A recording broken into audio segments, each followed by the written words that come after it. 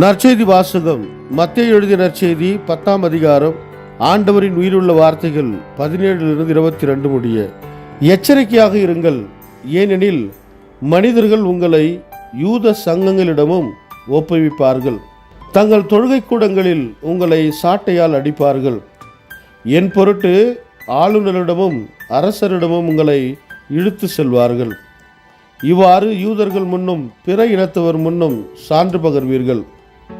இப்படி அவர்கள் உங்களை ஒப்புவிக்கும் பொழுது என்ன பேசுவது, எப்படி பேசுவது என நீங்கள் கவலைப்பட வேண்டாம். நீங்கள் என்ன பேச வேண்டும் என்பது அந்நேரத்தில் உங்களுக்கு அருளப்படும். ஏனெனில் பேசுபவர் நீங்கள் அல்ல, மாறாக உங்கள் தந்தையின் ஆவியாரே உங்கள் வழியாய் பேசுவார்.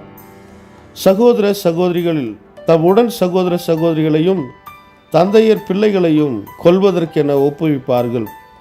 பிள்ளைகள் பெற்றோருக்கு எதிராக எழுந்து அவர்களை கொல்வார்கள். என் பெயரின் பொருட்டு உங்களை எல்லாரும் வெறுப்பர். இறுதி வரை மன உறுதியுடன் இருப்போரே மீட்கப்படுவர். ಇದು வாழ்வு தரும் கிறிஸ்துவின் நற்செய்தி. கிறிஸ்துவே உமக்கு புகழ். ಮತ್ತಾಯ ಅಧ್ಯಾಯ 10 ವಚನ 17ರಿಂದ 22ರವರೆಗೆ. ಜನರ ವಿಷಯದಲ್ಲಿ ಎಚ್ಚರಿಕೆಯಿಂದಿರಿ. ನಿಮ್ಮನ್ನು ಅವರು ಬಂಧಿಸಿ ನ್ಯಾಯಾಲಯಕ್ಕೆ ಕರೆದುಕೊಂಡು ಹೋಗುವರು.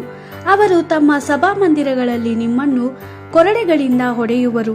ನಿಮ್ಮನ್ನು ಅಧಿಕಾರಿಗಳ ಸಮ್ಮುಖಕ್ಕೂ ಅರಸುಗಳ ಸಮೂಹಕ್ಕೂ ಕರೆದುಕೊಂಡು ಹೋಗುವರು. ನನ್ನ ನಿಮಿತ್ತ ಜನರು ನಿಮಗೆ ಹೀಗೆ ಮಾಡುವರು. ಆದರೆ ನೀವು ಆ ಅರಸರುಗಳಿಗೂ ಅಧಿಕಾರಿಗಳಿಗೂ ಯೆಹೂದ್ಯರಲ್ಲದ ಜನರಿಗೂ ನನ್ನ ವಿಷಯವಾಗಿ ಹೇಳುವಿರಿ. ನಿಮ್ಮನ್ನು ಬಂಧಿಸಿದಾಗ ನೀವು ಏನು ಮಾತಾಡಬೇಕು, ಹೇಗೆ ಮಾತಾಡಬೇಕು ಎಂದು ಚಿಂತಿಸಬೇಡಿ. ನೀವು ಹೇಳಬೇಕಾದವುಗಳನ್ನು ಆ ಸಮಯದಲ್ಲಿ ನಿಮಗೆ ಅನುಗ್ರಹಿಸಲಾಗುವುದು. ಮಾತಾಡುವವರು ನಿಜವಾಗಿಯೂ ನೀವಲ್ಲ, ನಿಮ್ಮ ತಂದೆಯ ಆತ್ಮನೇ ನಿಮ್ಮ ಮೂಲಕ ಮಾತನಾಡುತ್ತಾನೆ. ಸಹೋದರರು ಸ್ವಂತ ಸಹೋದರರಿಗೆ ವಿರುದ್ಧವಾಗಿ ತಿರುಗಿ ಬಿದ್ದು ಅವರನ್ನು ಮರಣದಂಡನೆಗೆ ಒಪ್ಪಿಸುವರು. ತಂದೆಯಂದಿರು ತಮ್ಮ ಸ್ವಂತ ಮಕ್ಕಳಿಗೆ ವಿರುದ್ಧವಾಗಿ ತಿರುಗಿ ಬಿದ್ದು ಅವರನ್ನು ಮರಣದಂಡನೆಗೆ ಒಪ್ಪಿಸುವರು.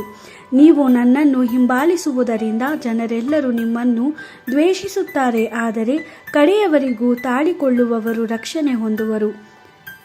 ದೇವರ ವಾಕ್ಯವಿದು. ದೇವರಿಗೆ ಕೃತಜ್ಞತೆ ಸಲ್ಲಲಿ.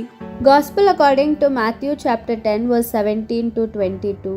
Be on your guard with regard to people, for they will hand you over to their courts and they will flog you in their synagogues. You will be brought to trial before rulers and kings because of me, as a witness to them and the Gentiles. But when you are arrested, do not worry about what you are to say or how you are to say it. When the hour comes, you will be given what you are to say. For it will not be you who speak, but it will be the Spirit of your Father speaking through you. Brother will hand over brother to death, and a father his child. Children will turn against parents and have them put to death. Everyone will hate you because of me, but whoever stands firm to the end will be saved. The Gospel of the Lord. Praise to you, Lord Jesus Christ.